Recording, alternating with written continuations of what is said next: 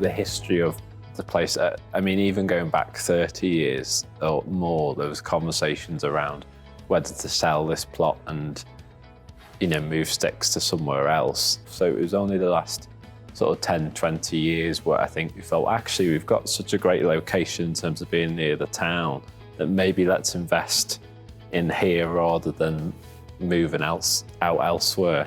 Their priority of the three disciplines, sound, lighting and video, really was, I think, audio. Their brief to us was very much that this needed to be a system suitable for a worship band, but kind of at the top end of what it means to be a worship band.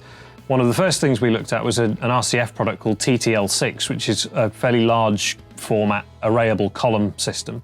That idea sadly had to get shelved for two reasons. One was that it was not available in white, and the other was that RCF discontinued the 1212 low frequency module. So the coverage with the TTL6 had been really quite good. When we made the move to HTL26, we had an awful lot more control over that.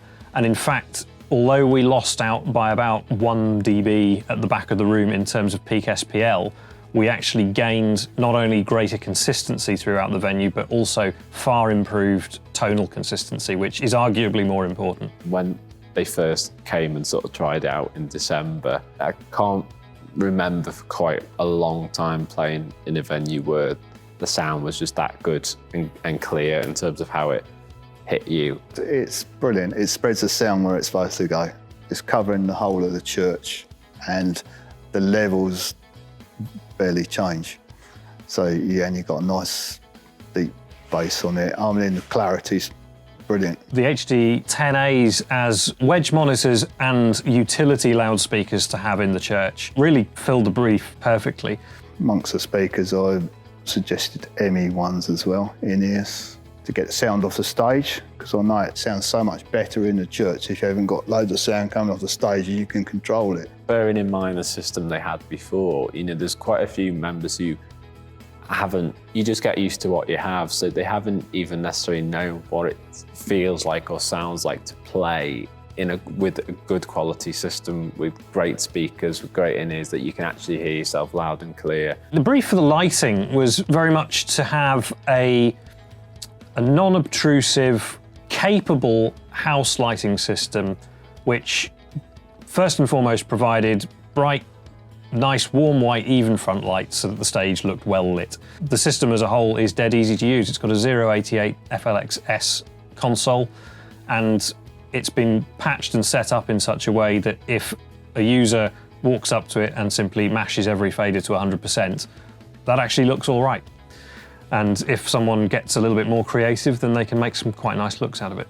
We're not a sort of huge church, huge operation, so the presets at the moment, we tend to, particularly with the lights, work with the preset and then not fiddle about too much, because usually that person's also taking care of the cameras, the feed and switching between the two. The brief from the church's technical committee was quite wide-ranging in terms of the sorts of services that they wished to use in different parts of the church. We realised quite early on that every format that they wished to be able to plug in more than one position was either natively on Cat5 cable or could be converted to it. So with that in mind, that simplified the operation quite dramatically. All of these new production-related data cables were run back to a central patch, which was in the organ room, stage right. And from in there, each thing could be either patched directly to another port to create a tie line, or to the appropriate device, which in most cases was housed in that rack as well. It's very flexible because you can plug into any of the RJ45s, or they can be converted to data or video, whatever you want, through the RJs, with a nice little numbering system on stage. So each box where you plug into XLR, etc., is coloured and numbered, so you can just go and patch it like the old telephone exchange or something. We looked at all kinds of different solutions for the video cameras, and so I contacted Rot Tech and just explained the situation. We'd allocated a certain amount of cash for the sort of video camera solution, probably a little bit on the tight side, you know, so having something that could do what we're after, but, you know, keep it within that budget was sort of quite a big ask in some ways. On the projection system, we supplied a 4-metre wide motorised projection screen and a Panasonic MZ10K projector to go with it.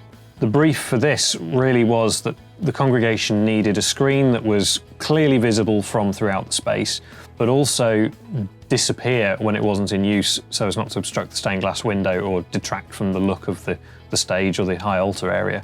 I feel like we've sort of been fortunate to get kind of the best of both worlds. There seems to have been a great partnership with Adlib with sound, lighting and the projector, and then RotTech as our requirements have sort of changed and developed with live streaming, sort of in light of COVID. RotTech have been able to come in and sort of integrate that really well. So yeah, I'm kind of really happy with the end result, really.